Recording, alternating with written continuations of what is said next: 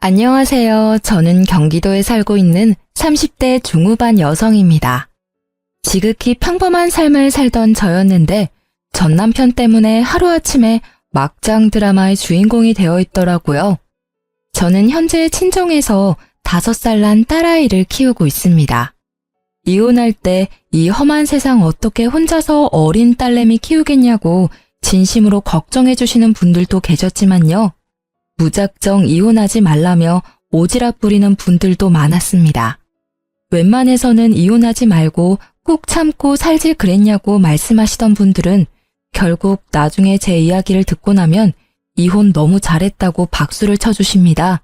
저도 남편이 그 짓만 안 했더라면 이혼까지는 안 하고 적당히 참고 살았을 것 같아요. 제 딸이 아빠 없이 크기를 바라지 않았으니까요. 하지만 그런 아빠를 딸 곁에 둘 바엔 한부모 가정이 낫겠다 싶었습니다. 사실 망설이다 사연 보내게 된 이유도 저도 사람인지라 제 이야기를 여러 번 하기 힘들기 때문입니다. 과거의 기억을 계속 끄집어내면 그때의 감정이 되살아나 너무 힘들어요. 전 남편과 사내 부부였기에 제 이혼은 더욱더 사람들의 관심 대상이었어요. 아직까지도 가까운 동료들 말고 그 외의 사람들에게 왜 이혼했냐, 딸 있는데 어쩌다 이혼했냐, 이런 말들을 가끔 들어요. 그래서 앞으로는 링크 보내주면서 제 사연이라고 간단하게 말하고 싶어서 이렇게 사연 보내게 됐습니다. 읽어주실지는 잘 모르겠습니다만 제 이야기 한번 솔직히 털어놓을게요. 앞서 말했듯이 저와 전 남편은 사내 부부였습니다. 남편도 저도 아주 평범한 회사원이었죠. 다만 저는 과장으로 승진할 때 남편은 여전히 평사원이었어요. 남편은 평소에 일과 명예에 대한 욕심 같은 건 그다지 없는 사람이었습니다. 그냥 주어진 일만 잘해내자 하는 스타일의 사람이라 승진을 욕심내거나 모험 같은 건 하지 않았던 거죠. 반면에 저는 남들 쉴 때 하지 않아도 될 일까지 더 많이 일했어요. 좋은 회사에 입사했으니 되도록 높은 곳까지 승진하는 게 꿈이었거든요. 그랬던 제 욕심이 결국 어린 나이에 과장까지 될 수 있게 만들었죠. 시어머니는 맛있다고 꽤 소문나 있는 한정식 집을 시아버님과 운영하고 계셨습니다. 남편 집안도 평범한 편이었는데 한 가지 너무 스트레스였던 게 있었어요. 결혼 전에는 몰랐는데 결혼 후 그 점이 엄청 두드러지더라고요. 바로 요즘 세상이 어떤 세상인데 시골 사람인 시모는 너무나 지독한 남아 선호 사상을 가지고 계셨습니다. 아가, 넌 다른 거 다 필요 없고 그냥 아들만 낳으면 돼. 네? 아들이 최고야. 지금은 잘 모르겠지? 근데 나중에 알게 돼. 안 그래요, 여보? 그렇지. 아무렴 아들이 최고지. 저는 만약 애를 낳아도 성별 상관없이 똑같이 사랑스러울 것 같아요. 그리고 아기 성별이 뭐 제 마음대로 되는 게 아니니까요. 시부가 평소에도 시모한테 잡혀 살고 있어서 그런지 몰라도 언제나 어머님 옆에서 듣기 좋은 맞장구만 치셨습니다. 옛날에 시모도 시집살이를 하도 많이 당해서 시부가 종종 그 긴 세월 죄스럽다고 아내 말을 전적으로 따르시는 분이었거든요. 반면에 맞장구를 치지 않고 항상 솔직한 의견을 말하는 제게는 시모가 가끔 눈을 흘기며 못마땅해 하셨죠. 얘야, 넌 어쩜 어른이 말하는데 그렇게 꼭 따박따박 네 의견을 덧붙이고 싶니? 어른들 말씀 떠받들고 그러려니 해야지. 마음가짐이 틀려먹었네. 아들 가지고 싶다고 온 가족이 성심껏 빌면 삼신할매가 어련히 건강한 아들 점 찍어줄 텐데 말이야. 네, 저희 시모는 시조부모님과 몇십 년을 함께 살아오신 영향 때문인지 연세보다 더 옛날 사람 같았어요. 그래서 저는 임신 준비할 때 겁도 살짝 났습니다. 나중에 제가 임신했을 때도 아이의 성별에 따라 차별하실까 봐서요. 시모는 같은 배에서 낳은 자식인데도 남편과 시누이에게조차 차별을 많이 하는 분이셨거든요. 제가 남편에게 은근히 그런 문제로 걱정하는 티를 내자 남편은 제게 오히려 앞서 생각하지 말라고 하더군요. 여보, 혹시 말이야, 나중에 나 임신해서 아기 낳았는데 딸이면 미움받는 거 아니야? 에이, 우리 엄마 그러실 분 아니셔. 그리고 첫째는 아들 나올 거야. 걱정 마. 첫째가 아들일 걸 어떻게 확신해? 아직 낳지도 않았는데? 아, 엄마가 엄청 기도 다니시거든. 자긴 몰랐지? 헐, 그러니까 더 부담스럽네. 부담은 무슨, 걱정하지 마. 그냥 뭐 아들, 딸 하나씩 골고루 낳고 사는 거지. 하지만 결혼 생활 얼마 안 가 임신을 하면서 제가 걱정하던 것들은 곧 현실이 되더군요. 임신하고부터 시댁의 모든 관심은 뱃속의 아이 건강이나 제 건강이 아니었어요. 오로지 아이의 성별을 궁금해하더군요. 그날도 남편은 산부인과 진료를 혼자 받고 온 제 신경을 긁었어요. 아들이야? 아니, 공주님. 뭐야? 그러다 땅 꺼지겠다? 당신 그 한숨 무슨 의미야? 남편은 제게 혼자 병원 잘 다녀왔냐는 그런 말도 없이 다짜고짜 뱃속 아기가 아들이냐고 물었어요. 제가 딸이라 답하자 본인이 원했던 대답이 안 나와서인지 남편은 세상 깊은 한숨을 내쉬더라고요. 여자애라는 거지? 미치겠다. 미치겠다? 당신 그게 도대체 뭔 반응이야? 바쁘대서 나 혼자 병원 다녀왔어. 그럼 적어도 잘 다녀왔냐고 묻는 게 먼저 아니야? 어련히 당신이 잘 다녀왔겠지. 그니까 내 눈앞에 멀쩡히 서 있는 거 아니야. 아니, 첫애는 아들을 낳아야 하는데 우리 엄마 성격 알잖아. 에이씨, 나도 딸보단 같이 목욕탕 갈 수 있는 아들이 더 좋은데. 딸이든 아들이든 우리 자식인데 당신 어떻게 그따위로 한숨을 쉬냐는 거야. 당신 이러는 거 뱃속 아이가 모를 것 같지? 다 듣고 있어. 그리고 전에는 상관없다며. 수만 번 내쉰 거 가지고 거 되게 뭐라 하네. 당신 진짜 아무리 임산부라지만 너무 예민하다. 뱃속 아이가 뭘 알아듣겠어. 아무것도 안 들리고 아무것도 안 보이는데. 그리고 전에는 당신이 꼭 아들 낳을 것 같은 예감이 들어서 그랬던 거고. 지금 예민하게 만드는 게 누군데. 당신도 이러는데 어머님은 도대체 뭐라고 하실지 벌써부터 두렵다. 에휴. 그러길래 아들이면 얼마나 좋냐고. 딸은 나중에 또 낳으면 되잖아. 무식한 소리 좀 그만해. 아들, 딸 내가 뭐 골라서 임신하는 건 줄 알아? 너 학교 다니면서 성교육 받기는 했어? 말이 그렇다는 거지 왜 화를 내? 좀 속상해서 한마디 한 거 가지고 서방한테 무식하다고 말한다고? 말 좀 조심해. 너 우리 엄마 앞에서 그런 말 하면 큰일 나. 너나 임산부 앞에서 말 가려서 해. 그럼 우리 엄마는 뭐 가만 계시겠니? 배는 점점 더 불러오고 몸은 너무 불편한데 남편은 너무나 제 편이 아니더라고요. 애아빠 될 사람이 하다못해 저희 애기 편도 아니었고요. 그렇게 저는 대판 싸우고 남편과 각방을 썼습니다. 그즈음 안 그래도 배가 불러오니 시모 역시 아기 성별을 집요하게 캐물으셨거든요. 남편과 시모가 나란히 저를 쪼아대니 온 세상 정내미가 뚝 떨어졌어요. 이상하다. 이제 의사가 은근히 말해줄 텐데 아직도 애기 성별 정확히 모르니? 네, 어머님. 참나, 너가 나한테 말해주기 싫은 건 아니고? 안 되겠다. 다음 진료 때는 내가 병원에 따라가마. 아들인지 딸인지 내가 직접 두 눈으로 확인해야겠어. 어머님, 저 좀 그냥 놔두시면 안 돼요? 뭐? 출산날까지는 더 스트레스 안 받고 싶어요. 스트레스라니? 내가 언제 너한테 스트레스를 줬냐? 어머머, 너 정말 웃긴다. 너 괜히 날 나쁜 시애미 만들지 마라. 누가 들을까 무섭다 얘. 어머님 저한테 매번 전화하실 때마다 아들인지 딸인지 물어보셨잖아요. 한 번 더 물어보시면 저 스트레스 받아서 기절할지도 몰라요. 어머, 협박하니 지금? 어머님, 저 건강하게 출산하고 올게요. 그때까지만 배려 부탁드려요. 저는 끝끝내 출산날까지 아이의 정확한 성별은 시댁에 절대 비밀로 했습니다. 각방 쓰는 남편에게도 똑똑히 경고했어요. 출산일까지 절대 안정 취하고 싶으니 뱃속의 아이의 성별은 비밀이라고요. 만에 하나 시모께 딸이라 미리 말하면 당장 이혼이라고 신신당부했습니다. 남편은 이혼은 하기 싫은지 제 말을 잘 듣더라고요. 그렇게 출산일까지는 별일 없었어요. 일어났어? 엄마, 아빠는 아직 못 오셨어. 열심히 달려오시는 중이야. 우리 딸 장하다. 너 닮은 예쁜 공주님 낳은 거 너무 축하해. 우리 딸 이제 엄마도 됐고 다 컸네.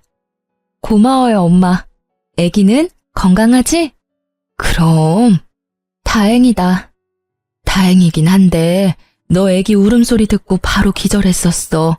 얼마나 아팠으면 내 새끼. 엄마 깜짝 놀라서 울 뻔했잖아. 근데 꾹 참았어. 우리 딸도 안 우는데 내가 울면 안 되니까. 황서방도 병원 앞이랬어. 곧 올 거야. 정말 고생 많았다. 건강하게 아이를 출산하고 정신 차린 저는 친정엄마의 따뜻한 손을 꼭 붙잡고 있었죠. 그런데 어디서 서러운 울음소리가 들려오더군요. 그 소리는 곧 제 병실과 가까워졌고 저는 그게 시모의 울부짖음이라는 걸 단번에 알 수 있었습니다. 첫 손주가 딸이라니. 자식은 아들만 있으면 된다는 말을 달고 살았던 아들바라기 시모는 역시나 제가 딸을 낳았다는 소식에 어디 초상난 듯 병원에서 오열을 했습니다. 시모가 엉엉 우는 모습에 어디 누가 돌아가셨냐고 지나가는 다른 환자나 보호자들이 조심스럽게 물어보기까지 했어요. 당연히 친정 부모님께서는 그 상황을 엄청 불쾌해하셨어요. 저는 힘이 없어서 뭐라 말도 못하고 병실 침대에 누워서 시댁 식구들에게 눈길도 안 주고 천장을 바라본 채 주먹만 불끈 쥐고 있었죠. 남편은 옆에서 그 상황을 수습 안 하고 뭘 하고 가만 서 있는 건지 너무 화가 났습니다. 아이고, 어쩜 좋아. 아이고, 딸이라니, 계집이라니. 아니, 사돈, 정말 너무하신 거 아닙니까? 건강하게 출산한 내 딸 고생했다 격려는 못해줄 망정 귀한 손주 태어난 날에 뭘 그렇게 서럽게 울어요? 갓 태어난 애보다 더 우는 게 지금 말이 됩니까? 어디 초상 났어요? 그 상황에 눈치 없이 시누이까지 제가 딸을 낳았다고 속상한 티를 내더군요. 사돈 어르신, 저희 엄마 마음은 아마 잘 모르실 거예요. 그렇게 손자 낳기를 바라시고 기도하셨는데 와보니 난데없이 손녀딸이니까 얼마나 당황스러우시겠어요? 옳게도 참 미리 언질이라도 하던가 어떻게 출산일까지 숨겨 그걸? 뭐요? 사돈 처녀, 딸이면 또 어떤데요? 손녀도 얼마나 이쁜데 당황스럽다고요? 진짜 이해를 못하겠네. 계속 그렇게 우는 소리 하면 저희가 뭐가 됩니까? 아이고 답답해. 사돈, 내가 오죽하면 이러겠어요. 그렇게 아들만 낳아달라고 부탁을 했는데 그게 어렵습니까? 대단한 며느님께서 괘씸하게도 뱃속에 애가 여자인지 남자인지 출산일까지 말을 안 해서 이 사단이 났잖아요. 아이고 어쩌냐? 왜 하필 첫째가 딸이야? 환자분 아직까지는 안정 취하니까 조용히 해주세요. 그리고 병실에서 이렇게 소란스럽게 하시면 안 됩니다. 하지만 시모는 아랑곳하지 않고 대성통곡을 하더라고요. 저는 참다 없는 힘 다 끌어모아서 남편에게 시댁 식구들 데리고 당장 병실에서 나가라고 악을 썼습니다. 어머님도 어머님이지만 방관하는 남편놈 역시 가만 못 두겠더라고요. 제게 달려오지는 못할 망정 시모 옆에 서서 부축만 하는 꼴을 보는데 얼마나 기가 막히던져. 하마터면 출산하다가 죽을 뻔했는데 내가 딸 낳았다고 저렇게 오열을 하신다고? 야, 내가 왜 너랑 결혼해서 이런 꼴을 봐야 해? 애초에 결혼 전에 아들 낳아야 한다고 조건을 걸지 그랬어. 내가 왜 우리 딸 태어난 소중한 날에 초상집 온 기분을 느껴야 해? 말 가려서 해. 지금 힘든 건 알지만 우리 엄마도 마음 안 좋은데 그렇게 말해야 해. 야, 울고 싶은 건 나야. 정신 차려. 어머님, 울고 싶은 건 저예요. 그렇게 바라던 아들은 어머님께서 아버님이랑 노력해서 한 명 더 낳으시던가 하세요. 야, 이 한심한 놈아. 이 사단이 낳는데도 멀뚱히 지켜보기만 해? 너 당장 네 엄마랑 네 누나 데리고 너네 집으로 가. 꼴도 보기 싫으니까. 환자분이 싫어하시는데 계속 계실 거예요? 나가주세요. 간호사님께서도 정색하면서 끝까지 도와줘서 저는 시댁 식구를 다 내쫓는데 겨우 성공했습니다. 아이를 건강히 낳았다는 기쁨도 잠시 시모의 행동에 너무 기가 막혔어요. 그리고 친정엄마 앞에서 세상 창피했습니다. 저는 남편에게 곧바로 문자를 남겼어요. 아이 얼굴 절대 시모한테 보여주기 싫다고 혹여나 애기 얼굴 보러 올 생각은 꿈에도 하지 말라고요. 그 후로 친정 부모님이 번갈아 병원에 와주셔서 그나마 안정을 되찾았습니다. 그런데 제가 뭐 반대한다고 해서 시댁에서 아기를 못 보러 오겠습니까? 그 난리를 피워놓고는 또 아기를 보러 오기는 했대요. 친정 부모님 말씀으로는 남편은 다리에 힘이 풀려서 주저앉아서 기뻐하며 울었답니다. 막상 지 눈으로 자기 새끼 보니 감격스러웠겠죠. 제가 바랬던 반응이 그거였는데 왜 일을 이렇게 만든 건지 원망스럽기도 하더군요. 그리고 시모와 시누이는 저와 남편 적절하게 반반 섞여서 너무 귀엽고 사랑스럽다며 한참을 자리를 뜨지 못했다고 합니다. 친정엄마께서 그 모습을 직접 보는데 어이가 없으셨대요. 그렇게 좋아할 거면 그날 왜 그리 모질게 행동했는지 이해가 안 되신다고요. 저는 병원 태어나는 날까지 남편 놈과 시댁 식구들은 절대 보기 싫다 했어요. 이미 남편은 매일같이 사죄의 연락이 왔어요.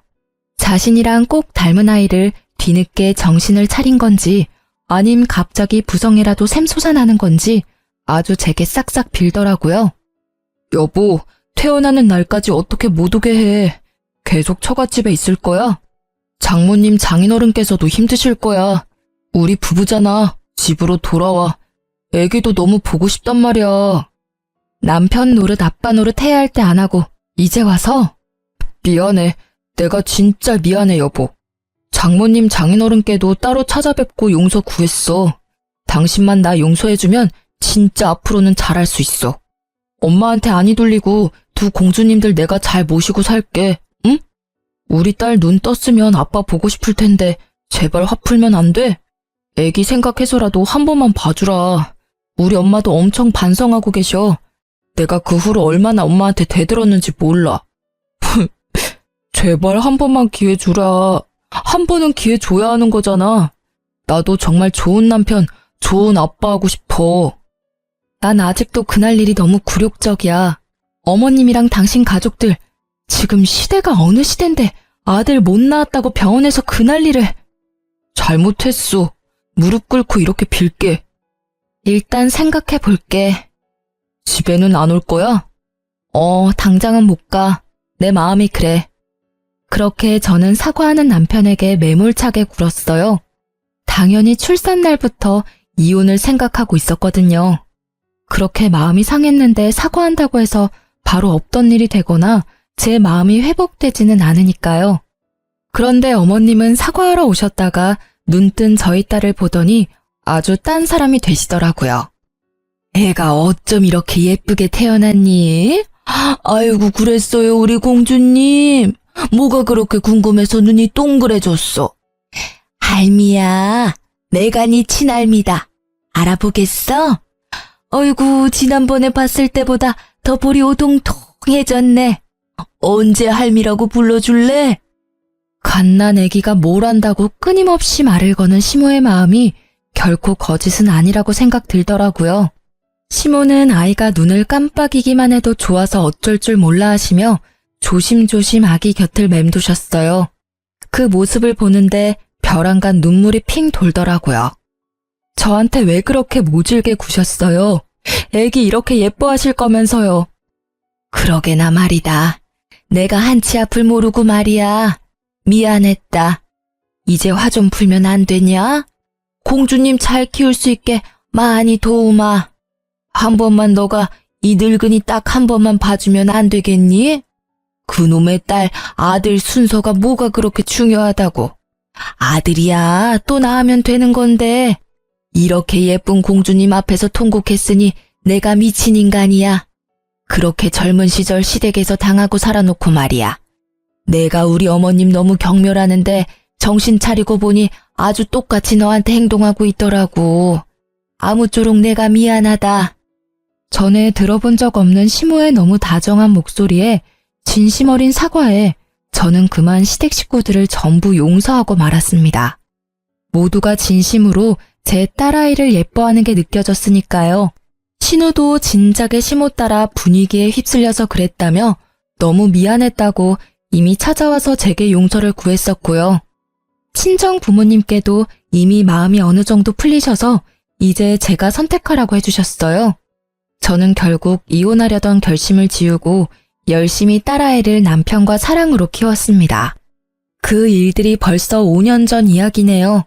그때는 제가 나중에 남편과 시모 그리고 시누이에게 뒤통수를 맞으리라고는 상상도 못했었습니다.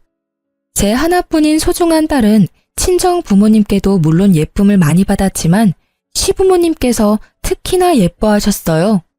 어머님께서는 더 이상 딸아이라고 차별도 절대 안 하셨죠. 하지만 은근히 손자도 보고 싶으신지 다른 소식은 또 없냐고 종종 물어보셨습니다. 손녀딸도 그렇게 애지중지하시는데 손자는 또 얼마나 예뻐하시겠어요?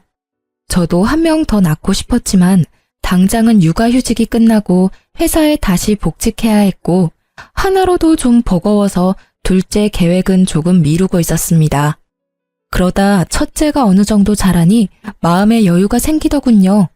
남편은 연차가 쌓여 연봉 협상도 새로 하고 저도 과장까지 진급하니 이제 둘째를 마음 놓고 가져도 되겠다 싶었어요. 그런데 막상 계획이 생기고 남편과 노력했지만 이상하게 아이가 안 생겼어요. 꼭 아들을 가지고 싶다기보다 딸이든 아들이든 상관없이 둘째를 만들고 싶었던 건데 임신이 너무 안 되니까 걱정이 되더라고요. 고심하다 산부인과에 갔는데 제 자궁 상태가 안 좋다는 의사의 소견을 받게 됐습니다. 여보, 나 더 이상 임신은 힘들 것 같대.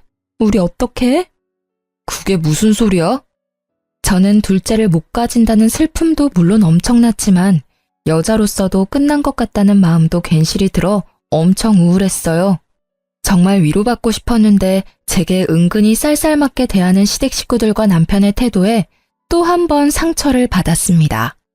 당신 말이야, 나랑 결혼한 이유가 뭐야? 아니, 어머님 아버님께서 우리 결혼 허락한 이유가 뭐야? 나 무슨 애 낳으려는 도구로 들이신 거야? 아니잖아. 근데 어떻게 나 애 못 낳는다는데 내가 아프다는데 위로는커녕 다들 사람 취급을 안 해? 내가 무슨 잘못을 했다고? 잘못을 안 했어? 당신이? 진짜 몰라서 물어? 당신이 평소에 몸 관리를 잘했어야 하는 거 아니야. 그러게 애 낳고 내가 좀 쉬라고 했었잖아. 말 안 들은 건 당신이야. 워킹맘 뭐 아무나 해? 기어코 과장까지 달더니 자기 몸 관리는 엉망진창. 나는 태어나지 못한 우리 아들이 너무 불쌍해. 내가 그렇게 노력한 이유가 뭔데? 다 우리 가족을 위해서였잖아. 둘째까지 키우려면 네 월급 내 월급 해도 택도 없으니까. 너가 적게 버니까 나라도 더 벌자고 생각했어. 그게 그렇게 잘못한 거야? 꼭 그렇게 내 가슴에 비수를 꽂아야겠어? 지금 당신만 슬퍼? 나는 안 슬프겠어? 이제 네 몸 아픈 걸 내 월급 탓하는 거야? 너 잘났다. 지겨워 정말. 제가 속상한 마음을 토해냈지만 남편은 여전히 냉담했고 이제 사과도 안 하더군요. 결국 저희는 그렇게 별거 아닌 별거를 하게 됐습니다. 저희는 같은 회사라도 제가 진급하면서 다른 부서로 옮겼거든요. 회사에서 얼굴 보기도 힘든데 남편은 툭하면 시댁에서 자고 온다고 일방적으로 연락이 왔어요. 저는 저대로 상처받아서 그런 남편을 내버려뒀어요. 그나마 시누이와 시모께서는 더 이상 저를 예전처럼 구박하거나 긁지는 않으셨어요. 같은 여자라서 저를 남편보다 이해해 주시나 싶었어요. 예전같이 아들 타령도 절대 하지 않으셨습니다. 그러다 저는 결국 남편에게 먼저 손을 내밀기로 생각했습니다. 시간이 지날수록 딸아이가 아빠는 왜 따로 사냐고 묻기 시작해서요. 눈에 넣어도 안 아플 제 소중한 딸을 위해서 남편과 더 늦기 전에 관계를 회복하고 싶었어요. 물론 남편이 여전히 미워 죽겠는 건 변함없었습니다. 하지만 아내로서 말고 엄마로서 가정을 지키고자 했어요. 딸은 아빠가 집에 오지 않자 주말 중 하루는 남편을 보러 시댁에 가서 자고 왔습니다. 어련히 시부모님께서 손녀를 잘 챙겨주시는 걸 알지만 그래도 딸이 뭐 하는지 궁금해서 전화를 하고는 했어요. 전화 안 해도 된다. 아주 잘 지내고 있단다. 걱정하덜덜 말어. 아빠 얼마나 보고 싶었으면 애가 바로 안기더라. 애도 아빠랑 노느라 바쁘니까 이렇게 자주 전화로 안 물어도 된다. 알겠니? 하지만 제가 굳이 바꿔달라 해도 애가 놀고 있다 하거나 잔다고 바꿔주지 않으셨어요. 그래서 시댁에 맡기는 날은 그냥 애가 아빠랑 잘 지내고 있구나 생각하고 말았죠. 그런데 어린 딸이 시댁에만 갔다 오면 신우를 이모라고 부르는 겁니다. 엄마, 이모가 머리 묶어줬어요. 아이고, 그랬어? 근데 이모가 아니라 고모라고 해야지. 아니야. 제가 딸에게 이모가 아니라 고모라고 수정해줘도 딸은 고집 부리며 끝내 고모를 이모라고 부르더라고요. 그냥 아이의 말실수라고만 생각했습니다. 그날도 저는 주말이 되어 딸을 시댁에 데려다주고 오는 길이었어요. 딸이 좋아하는 애착 인형이 차 시트에 빠진 걸 보고 또 난리 나겠다 싶어 아무 생각 없이 바로 차를 돌려서 시댁에 갖다 주러 갔죠. 운전하면서 생각해보니 남편과 이 핑계로 얼굴 마주보고 얘기라도 잠깐 나눌 수 있겠다 싶었어요. 시댁은 마당이 있는 전원주택이었는데요. 손녀딸 왔다 갔다 뛰어놀라고 현관문을 시모가 다 열어놨더라고요. 하필이면 벗기 힘든 롱부츠를 신었던 터라 신발을 벗기 위해 한참을 서 있었죠. 그런데 안에서 딸아이 목소리가 들리더라고요. 반가운 마음에 얼굴만 빼꼼히 들어 거실 쪽을 쳐다보는데 웬 모르는 여자가 남편이랑 나란히 딱 붙어 있는 겁니다. 자기야, 과일 먹어봐. 아, 맛있네? 내가 먹여주니까 더 맛있지? 당연한 말씀, 우리 예쁜이. 그 행동과 대화는 누가 봐도 보통 사이가 아닌 듯 했어요. 이미 봤으면서도 속으로는 아니길 바랬지만 제 딸이 그 여자에게 이모라고 부르는 모습에 남편이 외도 중이란 확신이 들었어요. 어디서 몰래 바람 피는 것도 아니고 남편 놈이 작정하고 시댁에서 심지어 내 딸 앞에서 상간녀랑 히히덕거렸다는 사실에 화가 머리끝까지 났습니다. 상간녀에게 이모라는 호칭까지 붙여주고요. 활용점정으로 그 순간 시모의 목소리가 들렸습니다. 이제 우리 시은이가 이모 말고 엄마라고 부르는 습관을 들여야 할 텐데. 엄마 해봐, 시은아. 싫어. 엄마는 집에 있어. 어머니, 아직 일러요. 아직 그 사람이랑 이혼도 안 했는데 차근차근 진행해요. 시은이 혼란스럽겠어요. 그래도 우리 새애기가 듣기 서운하잖니. 곧 엄마 될 사람이 얜데. 어머님, 저는 괜찮아요. 저 금방 신이랑 친해질 자신 있어요. 이렇게 저를 잘 따르잖아요. 엄마라고 금방 불러줄 거예요. 그치, 시은아? 그 장면에서 저는 피가 거꾸로 솟는다는 기분을 잘 알게 됐습니다. 살면서 그렇게 분노해 본 적 없었거든요. 당장 시댁 들어가서 다 엎고 싶더라고요. 하지만 어린 딸에게 평생 그 장면이 트라우마로 남을지 모르겠다는 생각도 들더라고요. 또 제가 방금 보고 들은 것 외에는 제게는 남편의 외도에 대한 아무런 정보도 증거도 없었으니까 저는 그대로 물러날 수밖에 없었어요. 이를 꽉 깨물고 겨우 참아서 시댁을 빠져나왔죠.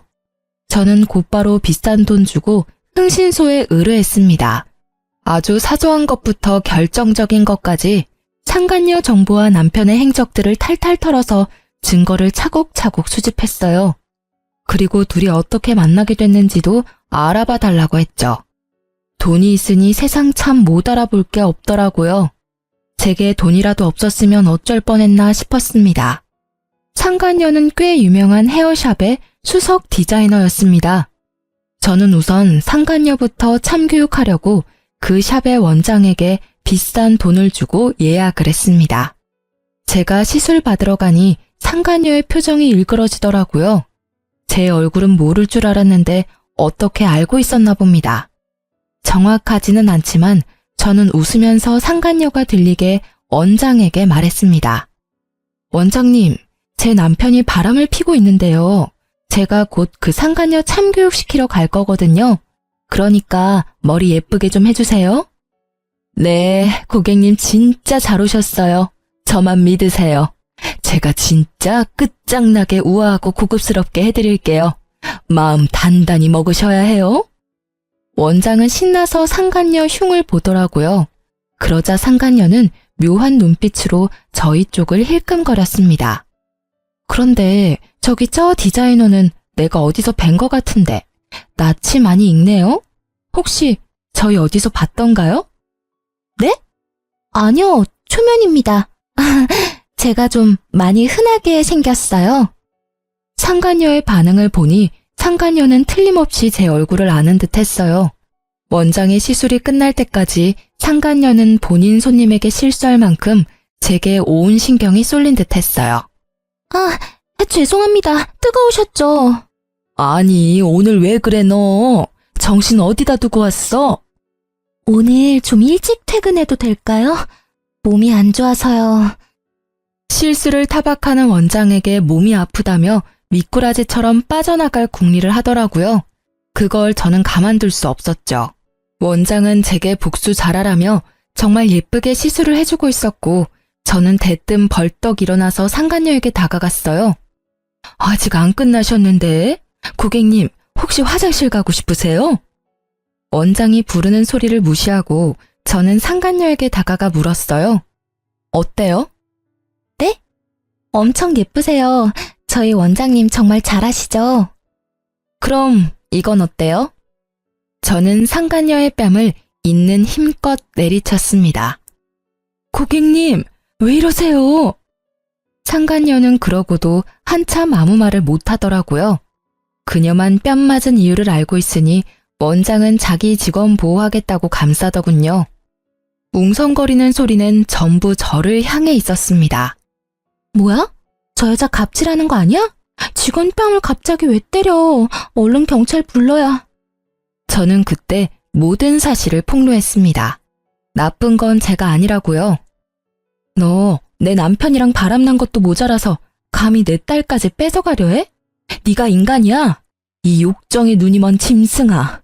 이렇게 번듯하고 멋있는 샵에서 일하면 뭐하니? 네가 인간이 덜 됐는데. 상간녀는 제 말이 끝나자마자 울면서 무릎 꿇고 싹싹 빌더군요. 언니, 잘못했어요. 여기서 이러지 마세요, 네? 가게 피해주지 말고 나가서 이야기하면 안 될까요?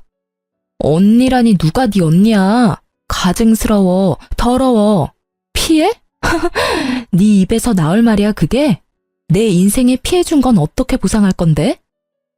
사모님, 제가 다 말씀드릴게요. 제발요. 나가주세요.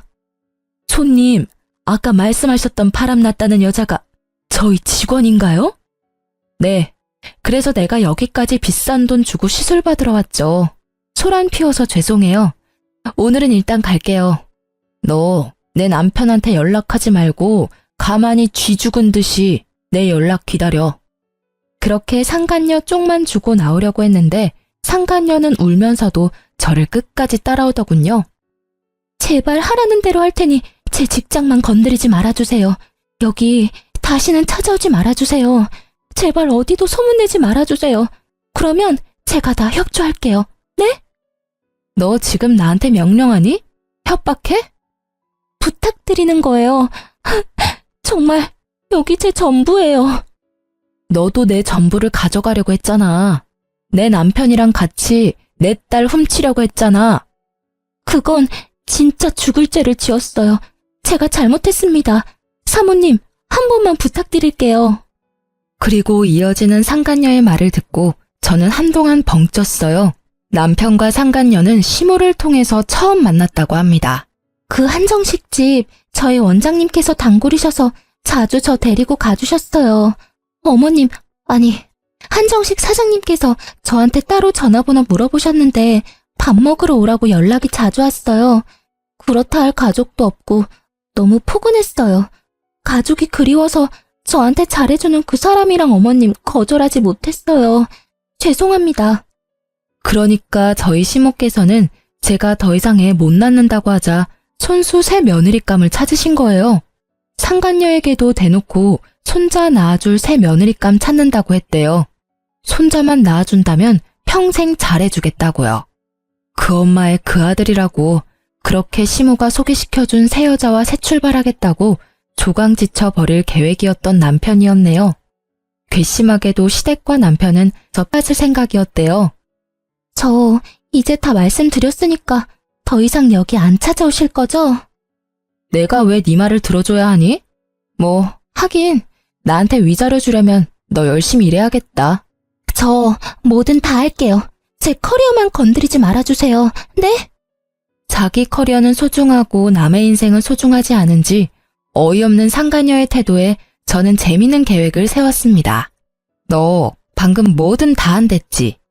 네, 뭐든요. 저는 회사 미팅 시간에 상간녀를 초대했습니다.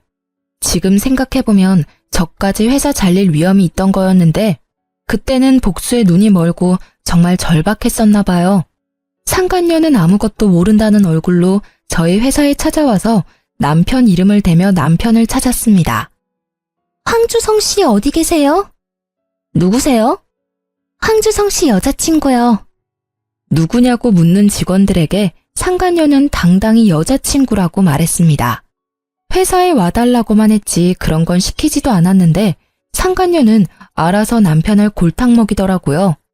전체 미팅이라 여러 부서가 모여 있었는데 대부분 저희가 부부라는 걸 알고 있는 분들이셨죠. 직원들은 순간 제 눈치도 보고 경멸의 눈빛으로 남편 놈을 쳐다봤습니다. 아무것도 모르고 남편 놈은 걸어오다가 상간녀 보고 귀신 본 듯이 놀라더군요. 네가 여기 어떻게... 자기야, 도대체 이혼을 언제 한다는 거야? 내가 언제까지 기다려야 해? 마누라랑 이혼할 마음은 진짜 있긴 한 거야? 주성 씨, 나 가지고 논 거야? 자기 부인 이제 애 못 낳는다며. 나보고 아들 낳아달라고 했으면서 왜 자꾸 이혼을 미뤄? 상간녀의 연기에 저는 빵 터졌어요. 그 상황은 연기였지만 그 말들은 전부 사실이었으니까요. 저는 그대로 남편 놈에게 다가갔고 남편은 아니라고 뒷걸음질 쳤어요. 여보, 그런 거 아니야. 누가 좀 저 미친 여자 당장 나가라고 해요. 난 모르는 여자거든요. 모르는 여자라니 섭섭하겠다. 네 애인이잖아. 시댁에 꽁꽁 숨겨두고 주말마다 내 딸 불러서 상간녀한테 엄마라고 부르게 했잖아. 내가 모를 줄 알았어? 당신 다 알고 있었어? 설마 쟤 여기 부른 거 당신이야? 회사에서도 딴 살림 차리고 싶어서 네가 부른 거 아니고? 난 모르는 여자라니까. 저는 이미 남편 몰래 미팅 준비하는 척하며 그의 핸드폰을 가져가서 남편 톡 프로필 사진을 상간녀와 아주 다정하게 찍은 사진으로 해놨었습니다. 회사 직원들은 물론이고 이미 사진 본 지인들은 미친 듯이 연락 오고 난리난 상태였죠. 남편 놈에게 핸드폰을 돌려주니 경악하더군요. 야, 진짜 이게 다 네가 벌인 짓이야? 감히 회사에서 이런 장난질을 해? 사진도 바꿔놓고 아주 나 엿먹으라는 거지? 아니, 이건 내가 벌인 짓이 아니라 네가 내 뒤에서 벌인 짓이지. 바람핀 것도 모자라서 감히 내 딸 시은이까지 나한테서 뺏으려 했어? 저는 업무 파일을 들고 그 모서리로 기분 나쁘게 남편 놈의 머리를 콩콩 찍어줬습니다. 당장 아작내고 싶은데 내가 너보다 직급이 높아서 참는다. 과장이라 참는 거야. 황주성 사원, 빨리 저 여자 데리고 나가. 회사 분위기 엉망으로 만들지 말고. 남편 놈은 분해서 어쩔 줄 몰라 하며 개거품 무는 모습에 저는 너무 통쾌했습니다. 야, 네가 어떻게 이래? 쪽을 줘도 이렇게 주냐? 저는 침착한 반면에 남편이 발악을 하니 주변 남자 사원들은 저를 보호해주더군요. 뒤늦게 나타난 부장은 회사에서 이게 무슨 짓이냐고 상간녀 데리고 나가라고 남편에게 소리쳤어요. 남편에게 회사에서도 조치를 취하겠다고 일침을 날리셨죠. 물론 저도 어느 정도 징계는 받을 거라 생각했습니다. 그렇게 울그락불그락하는 남편에게 상간녀는 머리에 꽃다네처럼 팔짱을 끼자 남편은 상간녀의 뺨을 내려치고 씩씩거리면서 나갔어요. 상간녀는 제게 아련한 눈빛으로 이 정도면 됐냐고 묻는 듯 했습니다. 그 후로 남편은 불륜으로 큰 무리를 일으켜 권고사직 권유받았어요. 왜 과장이 벌인 일에 본인이 피해받아야 하냐고 남편은 부장님이랑 싸웠답니다. 부장님이 남편한테 바람을 과장이 피웠냐고 역으로 질문하셨대요. 그러자 전 남편 놈은 한마디도 대답 못했다고 하더라고요.